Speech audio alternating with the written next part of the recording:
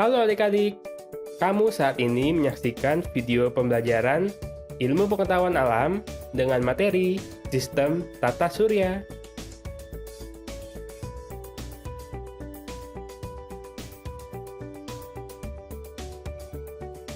Setelah menonton video ini, kamu diharapkan mampu mendeskripsikan secara tepat konsep sistem tata surya.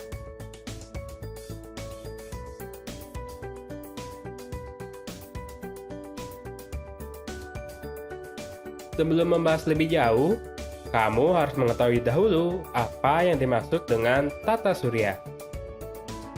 Tata surya adalah susunan benda-benda langit yang terdiri atas matahari sebagai pusat tata surya atau yang dapat disebut heliosentris, planet-planet, komet, meteorit, dan asteroid yang mengelilingi matahari.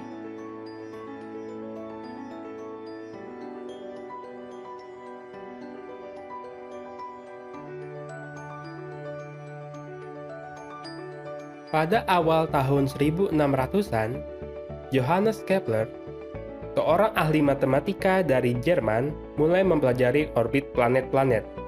Ia menemukan bahwa bentuk orbit planet tidak melingkar, tetapi berbentuk oval atau elips.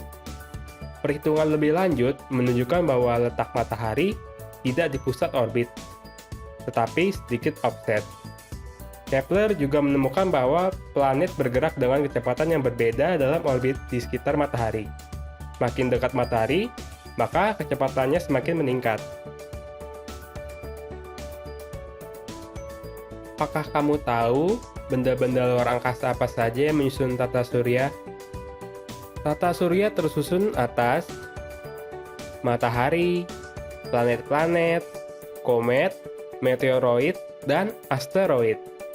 Mari kita bahas satu persatu.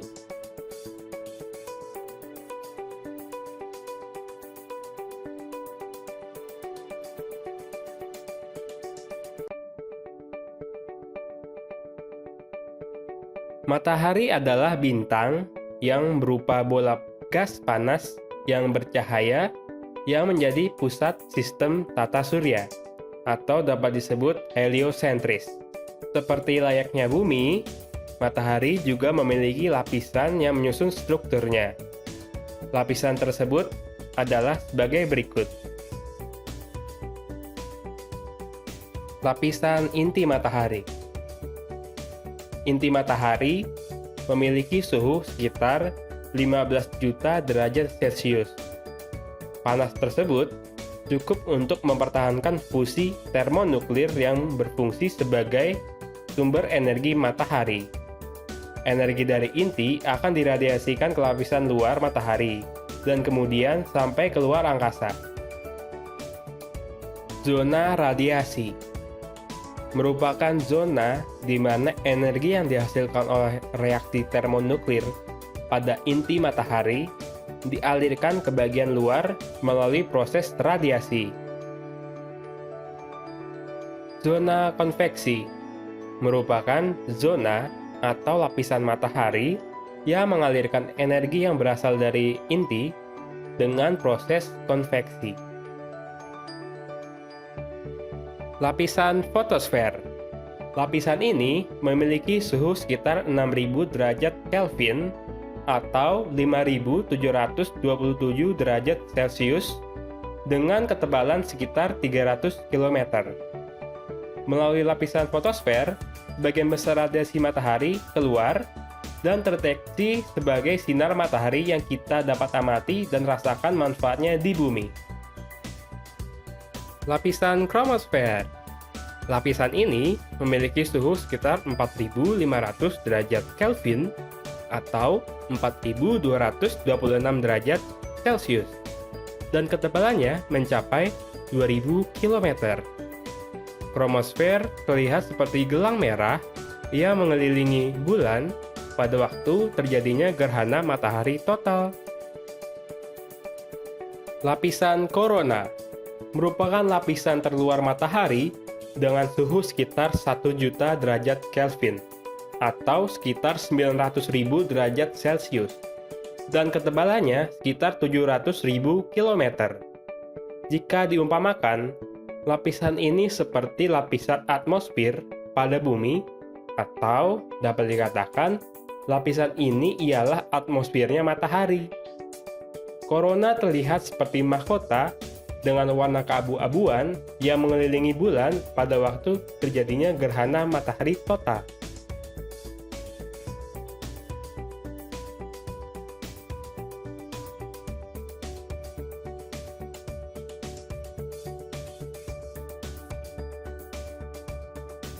Planet adalah benda langit yang tidak dapat memancarkan cahaya sendiri.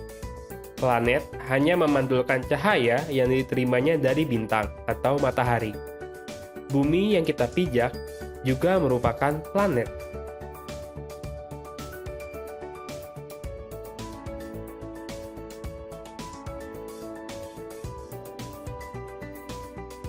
Planet-planet dalam tata surya dibagi menjadi dua kelompok, yaitu planet dalam atau yang dapat disebut juga planet terestrial, dan planet luar atau yang dapat disebut juga dengan julukan planet Jovian. Planet terestrial adalah planet yang letaknya dekat dengan matahari, berukuran kecil, memiliki sedikit satelit atau bahkan tidak ada sama sekali. Bagian besar planet terdiri atas mineral tahan api seperti silikat yang membentuk kerak dan mantelnya, serta logam seperti besi dan nikel yang membentuk intinya. Selain itu, planet dalam atau planet terestrial juga memiliki atmosfer yang cukup besar untuk menghasilkan cuaca, memiliki kawah dan fitur permukaan tektonik seperti lembah, retakan, dan gunung berapi.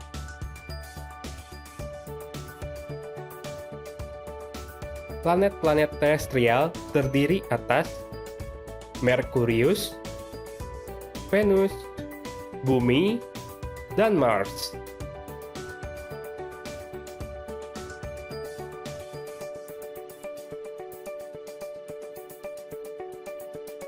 Planet Jovian adalah planet yang letaknya jauh dengan matahari.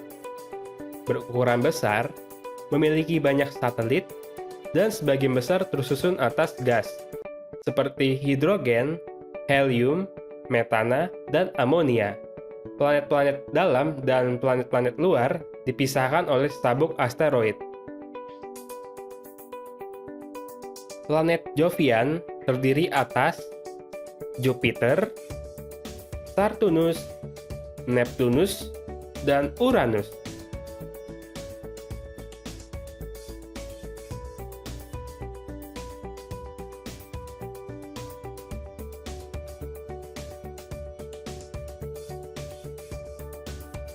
Satelit luar angkasa adalah benda yang mengorbit planet lain yang ukurannya lebih besar darinya dengan periode revolusi dan rotasi tertentu.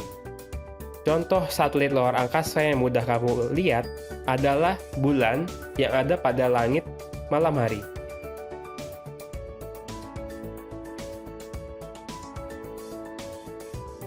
Terdapat dua jenis satelit luar angkasa, yaitu satelit alami dan satelit buatan.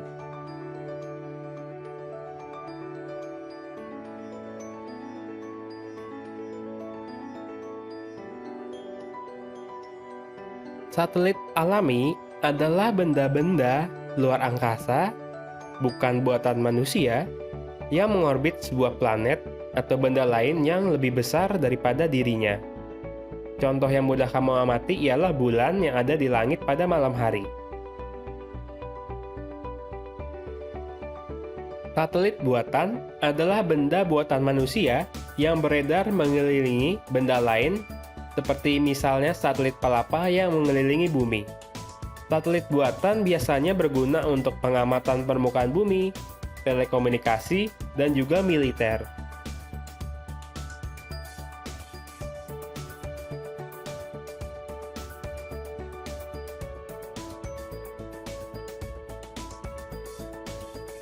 Kata komet berasal dari bahasa Yunani, yaitu kometes, yang artinya berambut panjang. Komet mengelilingi matahari dengan orbit yang sangat lonjong. Komet ini terdiri atas debu atau partikel yang bercampur dengan es, metana, dan amonia. Komet memiliki struktur penyusun sebagai berikut. Inti komet, yaitu bagian komet yang berukuran lebih kecil, padat, tersusun dari debu dan gas.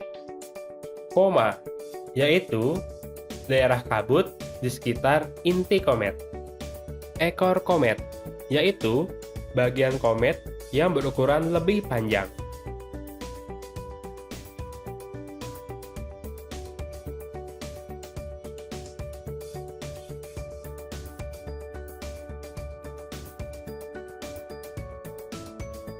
Asteroid adalah potongan-potongan batu yang mirip dengan materi penyusun planet. Bagian besar asteroid terletak di daerah antara orbit Mars dan Jupiter yang biasa disebut sabuk asteroid. Sabuk asteroid terbentuk akibat gaya gravitasi Jupiter yang sangat besar.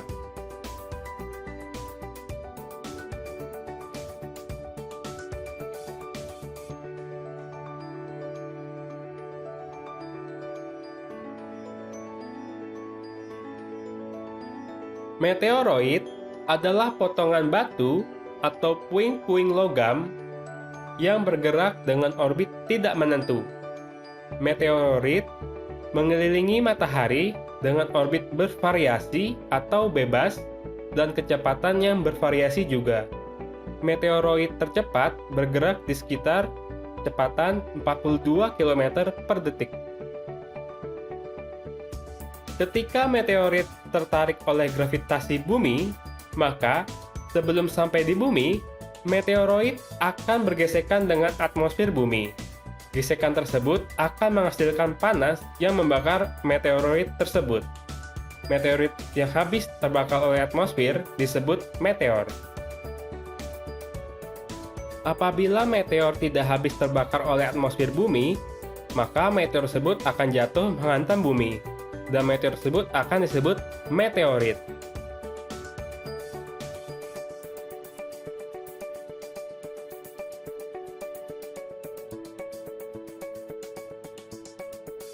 Hore, kamu sudah mempelajari mengenai tata surya.